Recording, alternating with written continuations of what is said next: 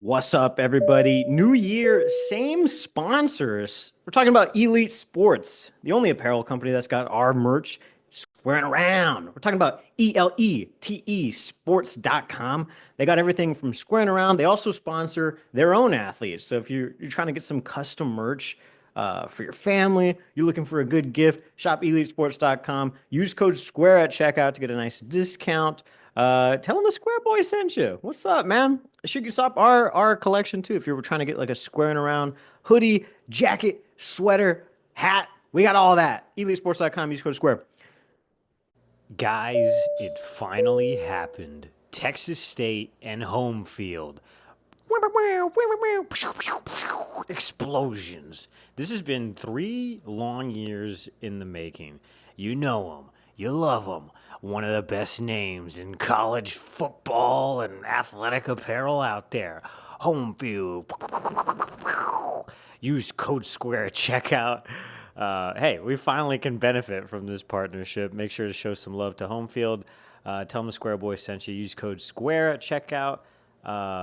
You get 15% off your first order. And by the way, you get 10% off every other order after that. Use code SQUARE at checkout. Tell them the Square Boy sent you. Peace, love, thank you lots. Tired of winning the tailgate but losing the games? We can't help that. But we can tell you what the hell is up with each team and what's going on across sunny San Marcos. Texas State fans, get on your feet. You're listening to Squaring Around with Jacob Rodriguez and Andrew Zimmel.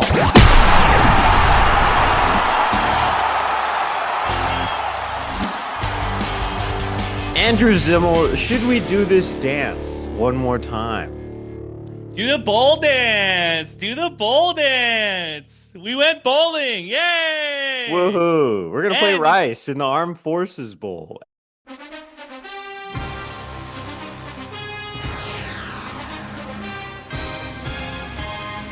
And there's a lot of shakeups on the defense, which if you listened to last week's episode, you're like, why do these guys even record? That's what I say every single week, honestly, at this point. The way that this school will go out of its way to ruin what we have perceived to be good content planning is incredible. You know, the funniest part is the text that I get now from Jacob during the week. Like, it used to be, I'd say like 2 years ago, it used to be as we build up through the week, he's like, excited to do it. You know, I can't wait to talk about this, can't wait to talk about that. Here's a show rundown. And now it's like, it's fighting to get us to like record this. He was in bed 2 minutes ago, just got out of bed for this thing. So it's like, I understand it. I get it. You know, it's been a tough season, but here we are. We upgraded. I think I would take first responder, and now it's armed forces. You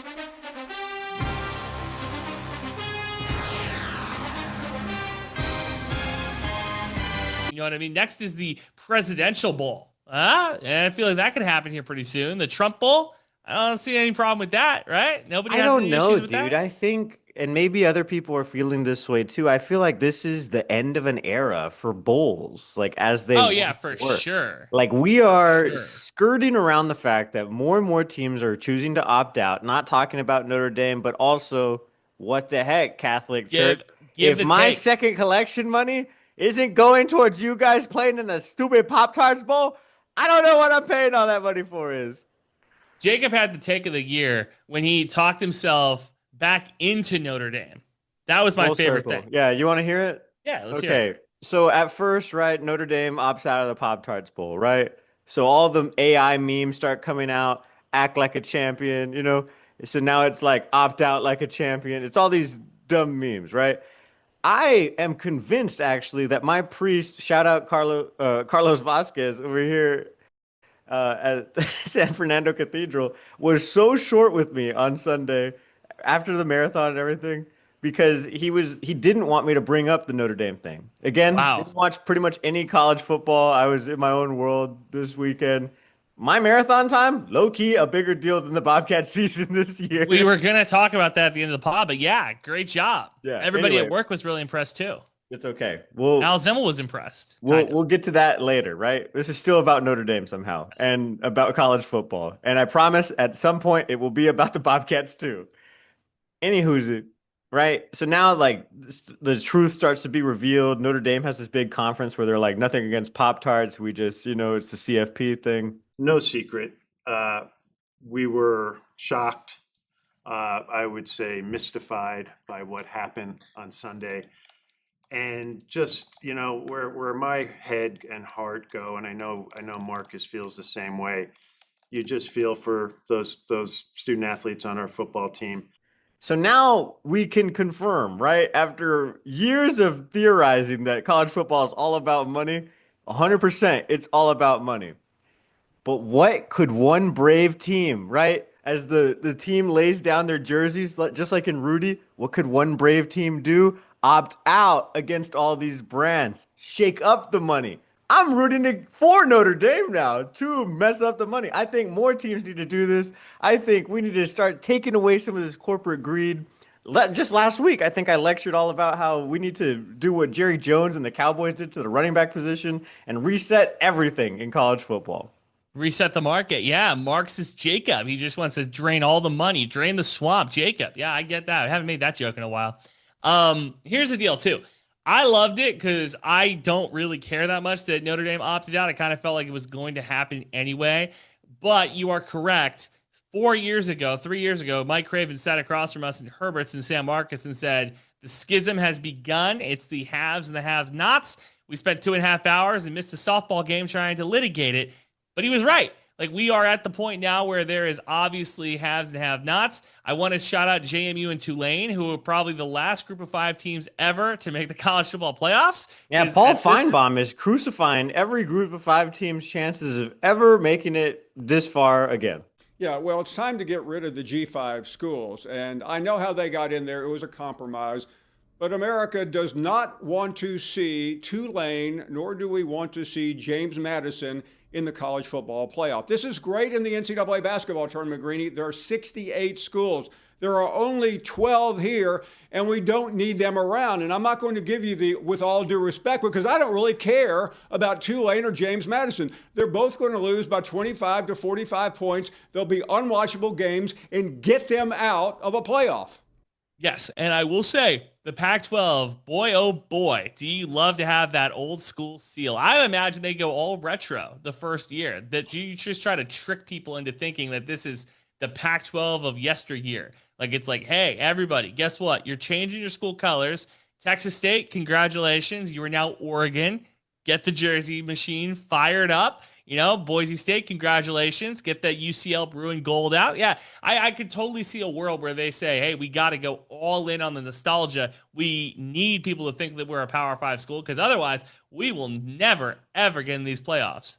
Yeah, no. So reverse shout out the Pac-12 jump, because I guess it's going to work out for Texas State long term. I mean, honestly, you have to think to yourself if for not one thing, but marketing, I think. Don and Danfus had something up their sleeve. I think, again, and this is what you want out of forward-thinking leaders. Hey, I know that this is coming. I see this tidal wave coming. Let's try to jump ahead of it. And I have to give them all the credit in the world. I will say, we were on the corner last week. I'll be on the corner this week. The merch, still not very good. I was expecting a little bit better when it comes to Pac-12 merch, but that's not here nor there. I want to see, it's hard because the Big Ten has the corner. They own the market on the large geographic map kind of thing. I do think that Pac State shirts would do numbies. I think that would be really good, but we'll see. But okay, let me ask you this. So JMU beats the absolute piss out of Texas State earlier this season. Mm-hmm. Do you see a world, like, if everything would have played out the way that it should have played out, that Texas State would have been in the spot? Like, could you imagine, what would the conversations have been like? This Texas State team was garbage. We knew it going into it. That's why we weren't allowed to be around the team, basically. We're still not allowed to be. We have a full-on restraining order, it feels like. Well, look, Kriston Jr. and Bo Sparks both were DCTF first-teamers. Brad Jackson, I think, even got like an honorable mention. So Mike Craven, for the first time in his life, is giving a little bit of love to the Bobcats. So congratulations to those guys, and congratulations to Craven for, skids a little bit. Wait, we're talking about this team at the beginning of the year, or this team at the end of the year? Well, I was going to say, if Texas State was in the JMU spot, what would the conversations be like? Like if Well, Texas State was everybody the would team, be completely topsy-turvy. Everybody would be like, "Oh my yeah. God, Texas State's awesome." Blah. Treaty Oak You think so? Revival just mentioned us in a song. Blah. My buddy's bringing his new lady down from San Mo. She's a Zeta Tau Alpha on down at Texas State. That was what was supposed to happen, like, what, 2 years ago? Or was last year? I'm over it, honestly. So Notre Dame also behind Somebody the asked me, scenes. "Are you too big for bowl games?" Yes, I am. I'm too big. If I will stand on it that if it was the 28th, I was going to go. If it was like a little bit, I have a vacation. I'm going to be in Texas for like a week. If they were playing it during the week I was in Texas, I was going to go. But to go to Dallas, or I should say Frisco, on a Friday, I don't know. If I was in state, I would do it. I'm not in state. I can't do it. I will be watching the game, obviously. But yeah, I can't make that drive. I can't have that flight either. 2026 is a contract year for your boy, so I always try to limit my PTO takings. And this one's on a Friday, right? Or Yes, Friday, so January 2nd. that's a snowball's chance in hell that I'll be there. I have a lot of other things to be doing over here at my real job. So yeah. Well, I do think that we have a good contingency of people to go. I know that I think Webb and Keff will probably be there. I know Colton will be there. I know Caleb will probably be there. And hopefully they send more people. I hope that there's more. I hope the KTSW people and the University Star guys show up too. It's a great experience. It's good vibes. We should, in all likelihood, beat the hell out of Rice. Like, yeah, that's the other thing is like I saw a lot of conversations. We're 10-point favorites, 10.5-point favorites against Rice. Going into this bowl, we haven't had a ton of opt-outs. Brad Jackson has opted in. I think Lincoln Perry is going to be playing. I know that Bo Sparks is going to be playing. So offensively, we should be fine. And then also, I mean, why Dexter would those guys opt out? They already said they're going to be back next season. Like all those guys, right? Except Exactly. Lincoln. But Lincoln obviously. But those guys, It's the senior class that you really have to watch for some of these opt-outs, and then the guys that are like juniors that are like, "Ooh, I could get one more year. Where could I go from here?" Yeah, the transfer portal guys. I think that's bigger. You're right that they did opt to stay at Texas State, which is, I think, headline for sure. That's why I tweeted about all three of those guys: Chris Bagg Jr., Bagg Jackson, Bagg Sparks. I think Texas State just threw a brick at some of these guys, which is great. And here's the next person who's going to get a brick thrown at them. G.J. Kinney is about to become the highest paid coach in the Pac-12. I've been saying it for literally months now. He's about to become, 1,000%. Do you know what those other contracts look like? When I think they're getting paid $3 to $4 mil. Probs. I don't know. That's what I would guess. Yeah. But I think Texas State at the end of this is going to go, G.J. Kinney just got us to our third straight bowl game. Hopefully third straight bowl win after January, 6th, 7th? Yeah. Is it January 6th that they're playing? January 2nd. Oh, thank God. Yeah. You have an anniversary that day. Bad J6 joke. Anyway, I think Texas State's going to see all those things, more data, and go, hey, you know what we should do? Pay this guy a All back. right. So what is GJ Kenny currently making per year, Jacob? He's making 2 right now. So currently Dan Mullen at UNLV makes 3.5. And then Spencer Danielson at Boise State makes 2. What I tell you, 3 to 4 mil. Okay. All right. So you think he's going to get 3 to 4 mil. So you think he'll be 3.5. I think they might just throw 4 at him. Why not? Wow. 4 and then a pretty hefty buyout too, I imagine. Wham. Yeah. This is how you structure these deals for sure. So GM Jacob would have to imagine that it's going to be 2 years at like $3.5 to $4 million or something like that. And then, we all love this guy, but his ceiling is not Texas State, Oh, that's a take. What do you think his ceiling is? I don't know. Well, now it depends, I guess, on ultimately the league, doesn't it? Like, yeah, because Billy if the Napier's Pac-12 does do really good, then maybe it is the Pac-12. This is the thing that has kind of been rattling around my head. Baylor's head coach, Dave Aranda, now is the longest tenured head coach in the Big 12, which is very, very interesting. And mind-boggling. Kind of tells me that he probably won't be there much longer either.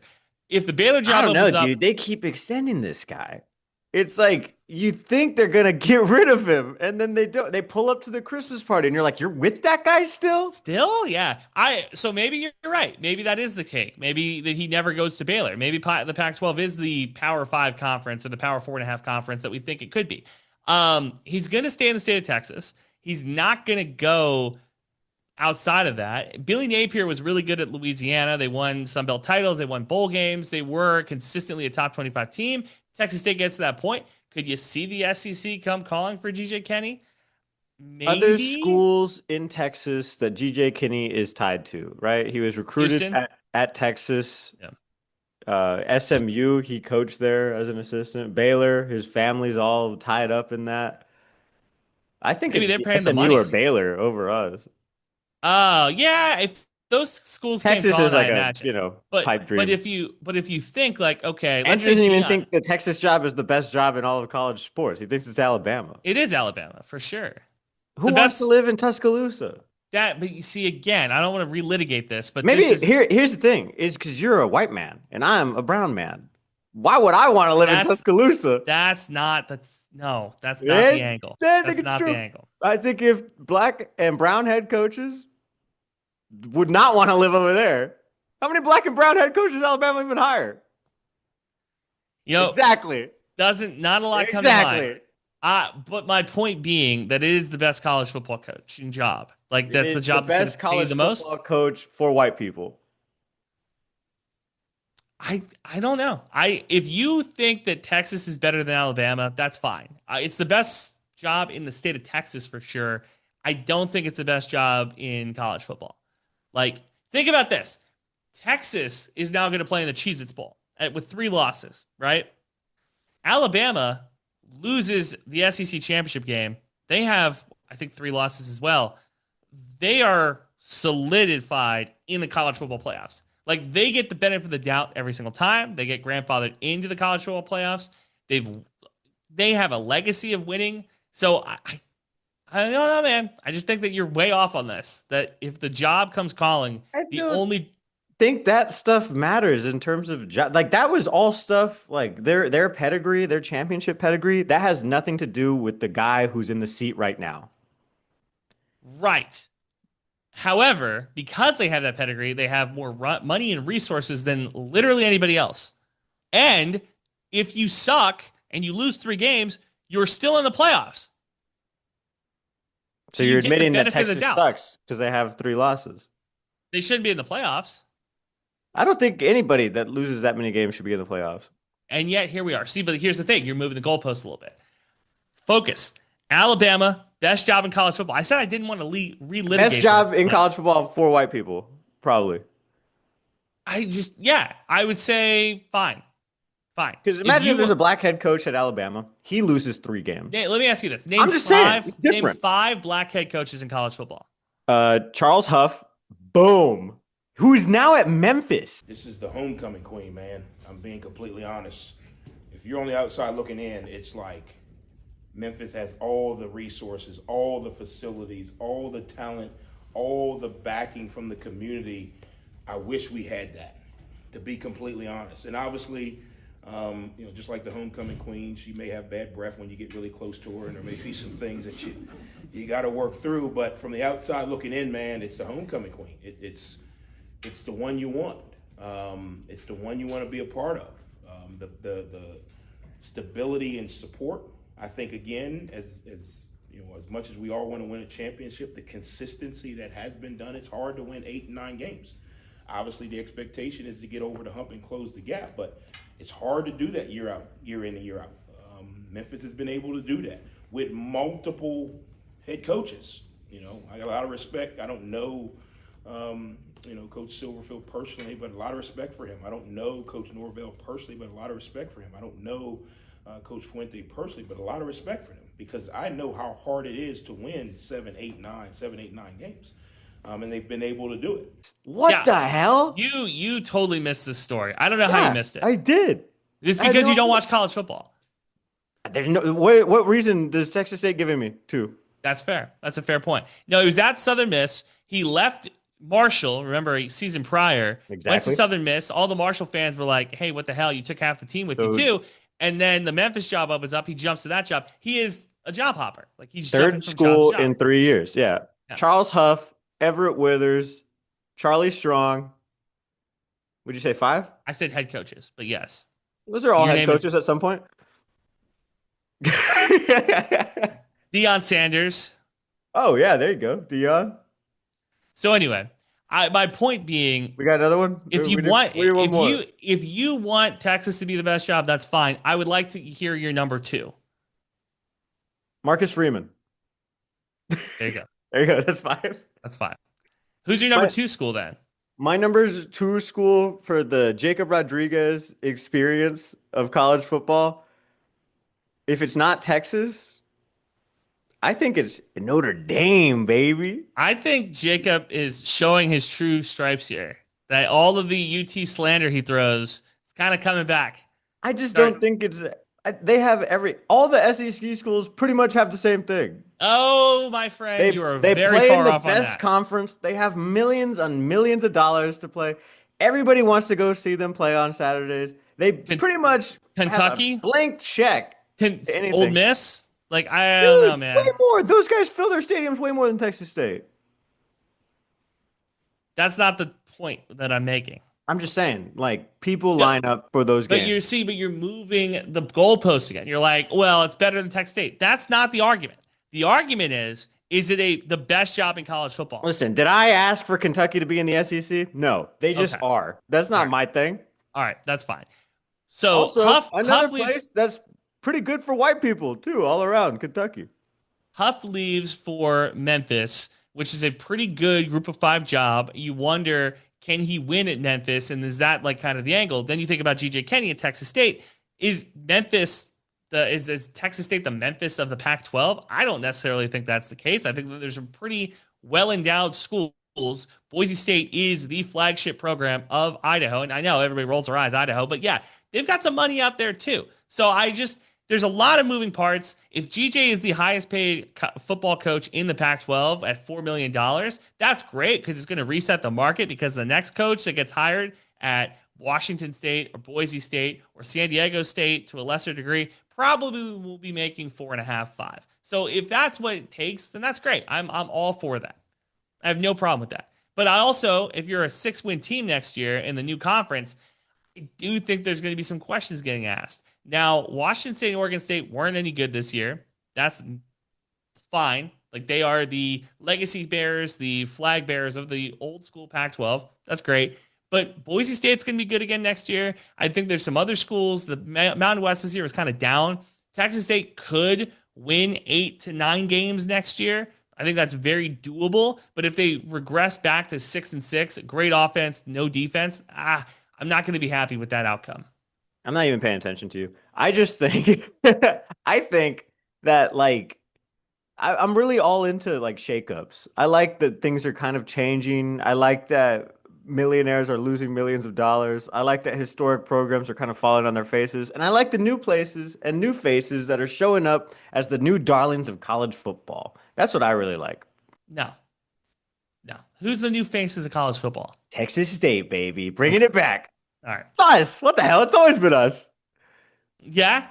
What would it It's take? us, Memphis and Eastern Carolina. So now that Dexter McCoy is out, how many points do you think Texas State gives up in this bowl game to Rice? Now, Rice is going to have some opt-outs, obviously. Texas State's probably going to have some opt-outs here as we get closer to the bowl season.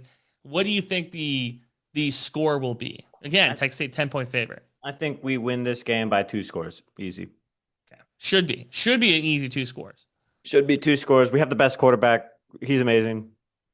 Good. I really do think Brad should have gotten more shine. I don't know if he would be first team, but I don't think he was on second team. For the state? TTF, yeah. Yeah, no, he was not for the state. Which He made a lot of other lists, but I would have put him on at least the second team. I'm not a voter in this. It's just crazy. No, isn't it crazy how that works? It's just crazy. Yeah. But look at me. Like, I just want our guy in there. That's it. I don't even care if he's on the first team. I just want him on the list. Yeah, I agree. I'm on that same deal. I'm pulling up the rankings, Jacob, so we can kind of go through this and see if it makes sense. That what Craven did. he's been known to whatchamacallit. Ruffle some feathers. Yeah, I do think it's funny that his end of year deal, like his like, oh yeah, I know this is the best player at this position, best player at that position, that schools will then make a graphic about it. I do find that kind of humorous. Well, they've always done that, where they've come out with a list that's like Yeah. basically offensive player of the year is North Texas's Drew Messamaker. Defensive player of the year is me from Texas Tech, Jacob Rodriguez. Coach of the year, Texas A&M's Mike Elko. Okay, now hold and on. Texas Tech's Joey McGuire. What? Second, okay, so you said he should be second team. Yeah, Marcel Reed was the second team quarterback. that's crazy. You know who Marcel the Re- first team quarterback was? Drew Messamaker. Yeah, he was really good. I just am like, Marcel Reed was a Heisman contender for like He's a 7 redshirt weeks. freshman? Yeah. What? Yeah. Damn. Wow, Because this remember, he guy was really is like Brad Jackson's rival now. Well, not really, because I think he's going to kind go of to compare Oklahoma State. apples to oranges. He's about to go to a Power 5 school or Power 4 school in Oklahoma State. Damn. Well, good for him. Well, Eric Morris is going to take his quarterback, right? Like, wouldn't that make the most sense? And funny enough, he like picked him last year for the bowl game because they didn't have anybody else. So it's like he shined in the bowl game. He got the starting job in the spring and then into the fall camp, and then he just blew it up. He was great at UNT this year. Bo Sparks, by the way, is on that first team offense. Casey Concepcion wasn't. Wow. I mean, he's a utility, you know? So, Yeah. I mean, makes sense. Whatever. Boop, boop, boop, boop, boop. I'm just looking for other Texas State people on here. Nobody on the second team defense. Oh, second team offense, Chris Don Jr. Second team offense, Dorian Strawn. Shout out Bo Sparks for making it on the first one. He must have really impressed Craven. What game did Craven come to this year? UTSA? Did Craven go to a Texas State game? I mean, he was at the UTSA one, but do you count that as a Texas State game or a UTSA game? So NFL scouts will go to games where it's like, you know, the 1 versus 2 in the FCS. So they don't have to go to multiple trips to like Boise, Idaho. You know what I mean? Like, or Bozeman, Montana. Like, so if Montana State and North Dakota State are playing, they're going to go to that game so they can just scout everybody. I feel like that's kind of what Craven did, where he's like, all right, I know that Texas State and UTSA are going to play this game. Let's go to that. We'll check the boxes. You know, whoever has a good game, we'll see what we see. He has an unenviable job to me because it's nice. Like, everybody likes the idea of like, oh, I'm going to go to Columbus, Ohio to watch Texas State and Ohio, or Texas and Ohio State. But at the same time, you have to be on point with your takes on all of these teams. It's a lot. Like, he does. I will give him his credit. He does have a very difficult job. What the hell is that tirade you just went on? I don't It's even not know a how to- tirade. I'm just saying. I'm giving. I like how Craven you credit. were like, let's do basic travel math here. How do we knock out as many teams as possible? That's true. Like, I guarantee you that's what he's doing. I like how you think that. You're like, okay, this is how scouts do it, but also I'm going to mess up my own travel plans for Christmas and weddings and all How these am I other messing places. how am I messing my travel plans up? You're a very efficient guy, you know? You're not Oh, going to for you're not going to sure. sleep in, you're not going to come in a day early. You're right there. Yeah.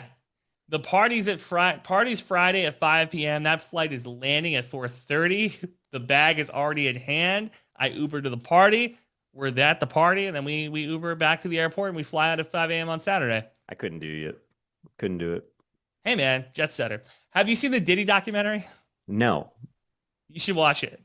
What one of our guys, Jeremy Baker's in it. Like, he's presenting What? part of the news. Yeah, like it's like the news clip. Brother, that's you not have to the way to clarify it like that's that. not the way you intro it. I know, my bad, everybody. But that's what they said at work too. They were like, "Yo, you're in the Diddy documentary," and he was like, "Huh? Huh? Excuse me?" Dude. So, all right, enough of Texas State, enough of sports. It's time to give Jacob his flowers. Marathon Jakey. Let's go, baby! Step it up, step it up! Let's go, baby! Did incredible on Saturday. I watched him on Find My Friend running around the different military bases in San Antonio. 3 hours, 44 minutes. The photos were incredible. It's a photo finish of him emptying the tank. Of course, I'm going to give love to my guy, Jacob, you were incredible. Good job. The training you put in, everything else like that. All right. All of that's out of the way. Now it's time to complain. You have given your marathon trainer more free press than anybody ever. Dude, she's incredible. I have seen her tagged in every single. It's like almost like ad post at this point. Like you should put sponsored underneath these tags because it's like every single marathon post. You're tagging this individual. She did everything for me. What do you? You ran the marathon. What do you mean she did everything for you? You don't understand because you're not a real athlete. That's the thing. Have you ever had a relationship with a coach who actually believes in you, pushes you to the next limit? Yes, 100%. We've all had that. So you had a but good have coach? You had that in your late 20s? Have you had that after a breakup? Have you had that when you're trying to find yourself? All right, when you put it that way, okay, I get it a little bit more. If you guys spent as much money on her as I do, you also would tag her in your. There it is. Too. Okay, all right. $180 a month, everybody. All right, that's fine. Okay, that's a very fair point. So yeah, Jenny gets a shout out because I'm paying for it. Not a shout out. Not a shout out. Not a shout out. It's like the Mad Men scene. That's what the money's for. It's your job. I give you money, you give me ideas. And you never say thank you. That's what the money is for. Multiple shout outs over multiple social posts, over multiple, I'm pretty sure multiple platforms too. I think I saw it on Instagram. She's incredible. She's ran Boston herself like 12 times. She's had 19 people qualify for Boston. She's an incredible coach in her own right. She's had a run streak since COVID. So for 5 years, she's run at least a mile a day every single day. All right, now hold on. That's not impressive. That's not impressive to me because there's a lot of people who've done that. How many times have you done that? That's not the argument. Yeah, my point being, you haven't even done a run streak for 2 days. My point being is that you can't even walk into a gym and lift weights. My point being that we're at the point now where it's like, okay, enough. Like, I want to see photos of you. I don't necessarily need to see the tag and a shout out. Is that fair? No. I think she's getting a tag for the rest of my little running career. And shout out to all my friends. That could be 60 years. That could be 60 more years of this. No, I'm not doing this into my 60s. I think I'm going to run into my mid 30s. And then that's past my peak athletically. And I'm not going to want to do it anymore. And one of my jiu-jitsu friends was like, yo, dude, when are you going to come back to the mats? Soon, guys. Soon. But I can't run like this for the rest of my life. I can do jiu-jitsu, actuwe for the rest of my life. I will say, behind the scenes, I had a conversation, boxing versus MMA, and we were going back and forth about it, and the off the top of the rope comment I made that ended the debate, ended the conversation was, I just think rolling around with men is a little sus. All of a sudden, had a lot of dudes come be like, you know what? It's a good point. Raises good actions. So just putting that out there. But congratulations on the marathon. You looked good. You finished strong. We're really proud of you. How far off so what's like the PR? Was that like what's the goals coming up? Like, well, that's what we want to know. 3:45 was my goal. I finished 3:44.22, which was fire. That course was tough too, by the way. Yes, it was. It felt like I got deployed to Joint Base San Antonio because the half marathon and the marathoners, we all like pretty much did the same thing for like the first 10 miles. And you run on the base the first time, right? Super cool. It's right by my spot actually too. So I was like, ooh, look at me. I'm getting access now to places that could really make my life easier if I could just cut through this stuff all the time. It's not like that. But then you circle back around Joint Base San Antonio. And I was like, man, I should just join the National Guard. I've been here all day pretty much. I spent like 2 hours on that part of the course. It was horrible. And there's a lot of hills. I was going to say a lot of hills. Cramped at mile 18. Then I had to lock back in. Then my headphones died at mile 21. Now, how does that happen? How do you let the headphones die? I think my headphones were just too wet and it was too hot. It was like 75 degrees as I was running this marathon, which is honestly more impressive because that time should be even like shorter. I think I'm going to drop down. I was going to run the McAllen full. Shout out my hometown, McAllen. I've always wanted to run that race, but it's like a month away and I just don't know if I'm going to be ready to race another full. But I think I'm going to drop to the half because I've never run a half before. And then I'll look like a hero because it's going to be a PR regardless of what I do, really. Because you've never done it before. I've never done a half. Yeah, exactly. That's a wild asterisk, but yes, please continue. I've only ever done full marathon. Never done a half before. Proud of you. All right, good stuff. You smoked the celebratory cig. I got on one of our friends, Mad Dog, because she posted photos, and I said, "Where's the cig pic, Maddie? Where's the cig pic?" And she's like, "Tristan and Jacob had to go off and do their own little thing." I was like, "Great."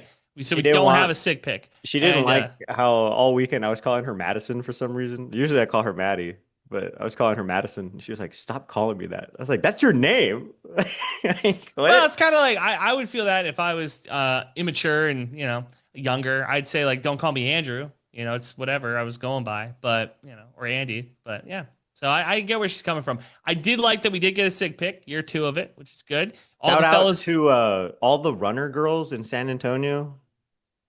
They all hit me up now because I run a 3:44. That's all I had to do. Apparently, it was just drop 30 minutes of my PR time. Now I'm looking at 3 DMs right now. Come on. I just got a number. That's incredible. This is truly once in a lifetime podcast.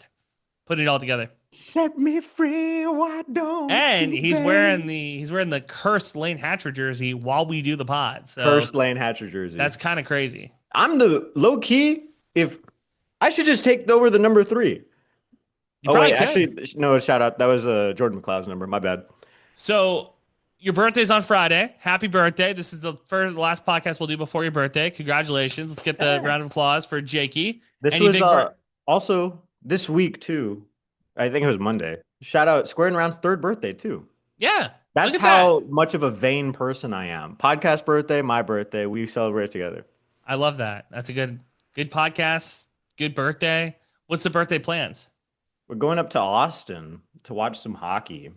So maybe get some barbecue the next day. Riddle me that. What I got for my own birthday was the finish time. Like, I don't want anything else. Like, that was everything I could possibly want and more.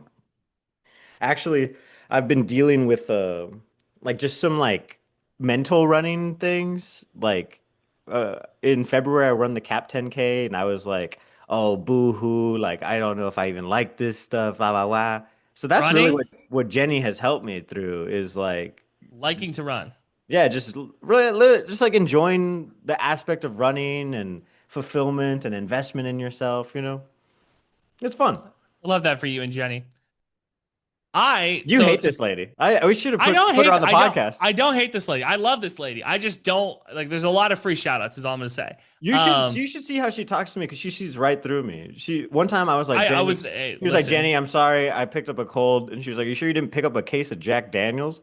I was like, now hold on, through me. That's kind of funny.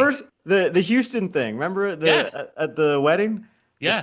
Some things happened. I'm not gonna get into it, but I had to call Jenny and I was like, "Jenny, I'm sorry, I'm not gonna run 7 miles today." And she was like, "Jacob, you're a dumbass."